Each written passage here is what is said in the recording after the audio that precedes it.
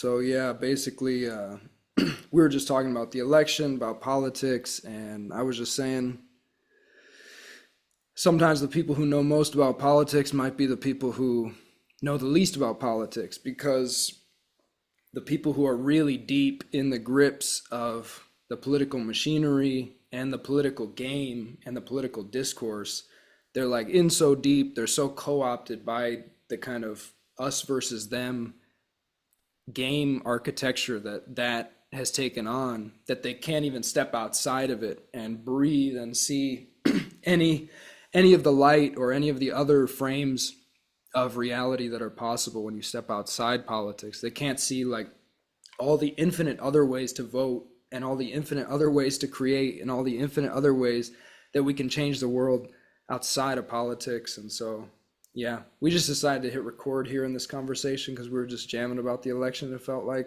it might be interesting to give some other peeps a window into things here. So yeah, sitting here with my homie CoryaYo Altenhofen. Yeah, you have any thoughts you want to drop it in the mix, brother? Yeah, yeah, I just feel like the divisiveness of politics is just like an outdated system, like if it feels like, divide and conquer is on like the most obvious scale that it's happening and like just people projecting their shadows onto each other, just like you mentioned earlier. And um yeah, I would like even just say that I deeply feel that we almost need a whole entire new system of government and like election and party system because we're living off of a government that's like 300 years old and coming from a completely different era of life on Earth. And um, or just like even if the party system remains, just like being more in touch with like the humanness of both sides and like seeing each other as like divine children of God, like you mentioned before too, just like I feel like there is like a lot of humanness that gets like sucked out of it, and, like calling people like monsters and criminals and like uh calling people evil and stuff, and like I there are some people maybe doing evil stuff out here, but like the whole concept of fighting fire with fire, I feel like it's been proven that that doesn't really work. And that's kind of what has been going on for like the last, at least as long as I've been alive, maybe 100 years or so. But yeah, Yeah, beautifully said. I feel like it's like both sides have these large shadows that they purely project onto the other side for the most part, and both sides see the other side as apocalyptic and like if the other side gets into the power, it's over. We're headed toward catastrophic destruction.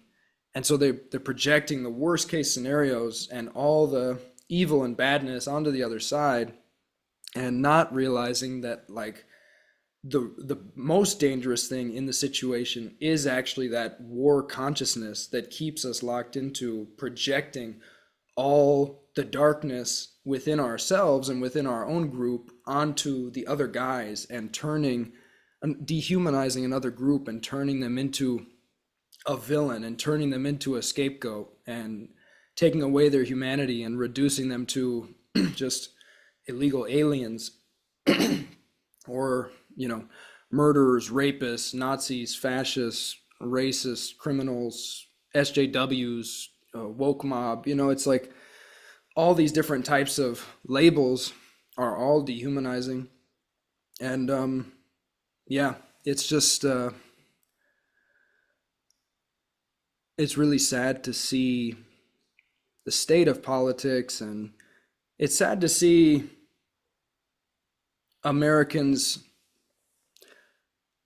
not remembering American history. I mean, I was saying earlier, I don't like a lot of the rhetoric. I don't like a lot of the rhetoric on both sides, to be clear. But for example, on the right, I don't like a lot of the rhetoric that dehumanizes immigrants and even illegal immigrants, because those are divine children of God just like us who are just doing the best they can. And to paint all of them as criminals and rapists and murderers, which is frequently happening on the right now, feels very dangerous to me.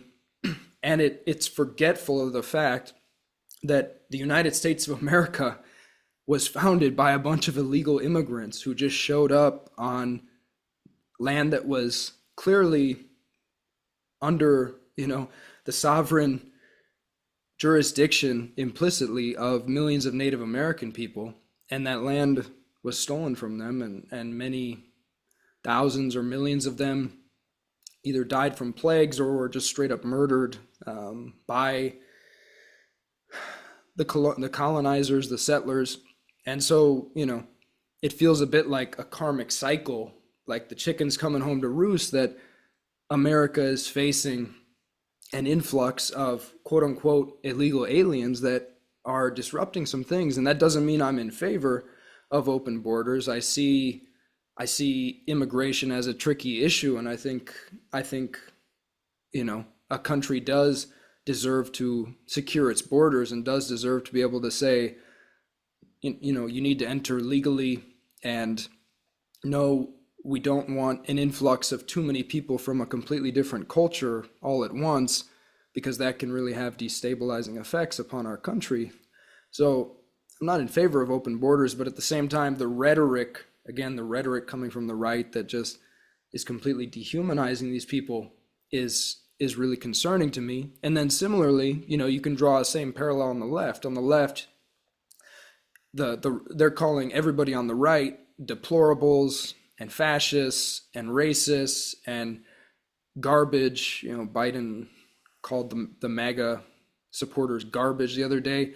So there's equally divisive and dehumanizing rhetoric coming from the left, and it's just, my feeling is that the entire, it's not just that we need a new system.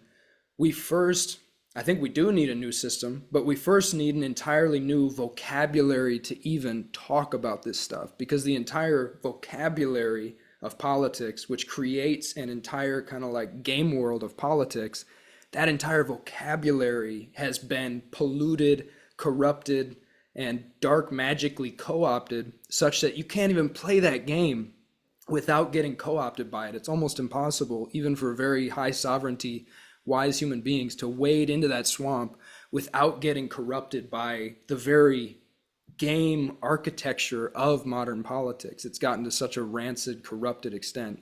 So first, we need entirely new ways of speaking about collective decision making and collective intelligence and omni-considerate civilization design and stuff like this. And people are innovating that language, and that's where it begins. That's where we can actually start to innovate something that could be a blank slate, where we could play a new type of game, because we do need to just completely transcend the current game architecture of modern American politics, because it's foul.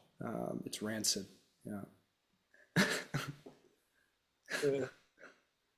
I feel that, yeah, like even with going back to like the open border policy or closed borders, like I do feel like, yeah, as a country, if we don't have defined borders, we're not even a country at that point. But yeah, like so that is like something that I do align with. But yeah, I do feel like the perspective that the right is coming with on that is like, it could be more, more compassionate and considerate towards like other human beings that aren't from the United States, like not everyone that is illegal coming in here is a criminal and a murderer. Like some people are just like trying to like figure out a way to support their family, but Yeah. Most the people, most of them, yeah. for sure. Yeah. So like if they came from a perspective of like just like a more, I don't know, more respectable and compassionate energy behind closing the borders, then I feel like that would be a more like aligned way of just going about that specific topic. But yeah, I mean, I've tried to lean into like listen to both candidates a little bit and try to like feel some compassion for both. And yeah, I'm still kind of like undecided, not really sure if I even want to vote because it just feels like almost a waste of energy for me because I live in a blue state too. So that all kind of like makes my vote not even count really because they don't take the popular vote. Like whether I wanted to vote for Trump or Kamala, like then I'm not really like you know, when you're in a state that's like dominated by one party, it kind of like doesn't really make a difference. But um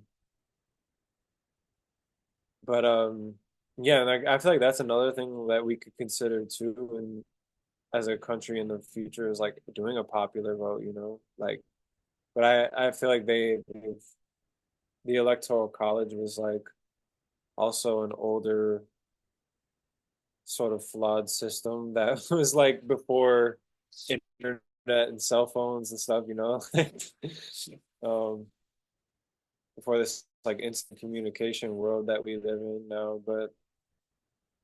Um but yeah, kind of going back to what I was saying of just like, that's like what are you doing with your time and like who are you being on this earth like as your actual vote, and then sitting with that. And I liked what you mentioned about that earlier too. So Yeah, for sure. Just to riff on that a little bit more, I wish we would fundamentally teach our children that there are infinite ways to vote in this world. There's infinite ways to change this world and impact this world. And the most powerful way is just purely in terms of what you are being and what you are channeling into this world. What fundamental energy are you coming from? Are you coming from unconditional love, which is to me the only thing that can heal that war consciousness, that can heal that massive divide? Are you practicing to be unconditional love, which is a lifelong never-ending practice? Of course, I'm far from perfect at it, but it's practicing to become that more and more, to be that pure conduit for love to come into this world, and then to create from that energy, to create and build and act and serve from that energy is a vastly more powerful way to vote than to listen to the dominant narrative, which has a lot of people feeling like the only way they can affect change is to wait 4 years. And once every 4 years, they get handed two options, both of whom are usually completely co-opted by the 1%, the plutocracy, or by private interests. And they're given this kind of joke choice between these two options. And like you say, the popular vote, it's even questionable how much it matters, especially in some states. And so they're given this kind of joke choice in a broken system and told that that's the main way they can affect change. And that's one of the most disempowering, nightmarish narratives I've ever heard of. That's incredibly, incredibly disempowering. So that's one of the biggest things that I would love to teach our children, to teach my daughter, and for everyone to understand is just like, that is not how you truly vote. Your true vote is who you're being in this world. Who are you being? Who are you being to the least among us? Who are you being when no one is looking? Who are you being to the people who can't do anything for you? Who are you being to the waiter or waitress at the restaurant or the homeless man on the street? Who are you? That is your true vote, not what you put on this piece of paper every 4 years about who's going to step into this very questionable job of U.S. president. Not to say it doesn't matter. I'm not against voting. I would vote if I liked either candidate. I've gone back and forth a bit too, still undecided, but I'm pretty certain I'm not going to vote in the election just because I I just really don't like either option, and I don't want to vote for an option that I feel is corrupt. I don't want to vote for a person who I wouldn't leave my daughter alone with for 5 minutes, and I feel that way about both candidates. And so I don't want to give energy to that. So, that's and there's other reasons too. I wrote like a 10,000 word piece about why I'm not voting, so people can go look that up if they want. Maybe I'll link it in the comments below. So I've gone on a deep inquiring process, and that's what I've come out with.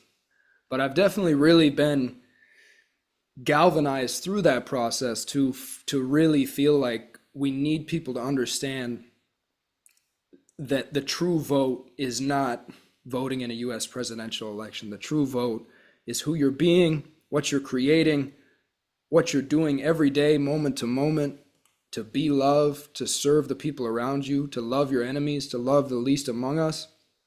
And yeah, just who you're being fundamentally. So, yeah. Mhm. Any more thoughts, dear brother? Yeah, I mean, there was one thing that came up for me even just this morning. It was a quote that I saw by Dalai Lama, and he said that if we taught every child on Earth to meditate at age 8, then the whole world would change in one generation. I thought that was pretty dope quote, but I feel like, yeah, just bringing it back to a place of universal love, unconditional love, um, and loving people even if they disagree with you, like I feel like that's what it ultimately needs to come back to within politics, because I feel like there is a lot of like actually genuine hate between people on both sides. And yeah, that's never gonna like unite us and resolve any of the world's problems. So yeah, I feel like, yeah, it needs to be healed with love at some point. So we'll see how it all plays out, I guess. Yeah, beautifully said. That reminds me of a Rap Ferreira quote where he says, "Hate is also creative. It creates more hate," which is like powerful quote. Like, you're creating constantly. We're all magicians and we don't know how powerful we really are. And it's like, what signal are you emanating into the ether? What vibration are you emanating? Are you emanating a vibration of hate that's just creating gloppy, incoherent, like goop in the collective? Or are you emanating crystalline, divine love that creates sacred, geometric, harmonious poetry in the collective? What are you being? What are you emanating? That's what it comes back to.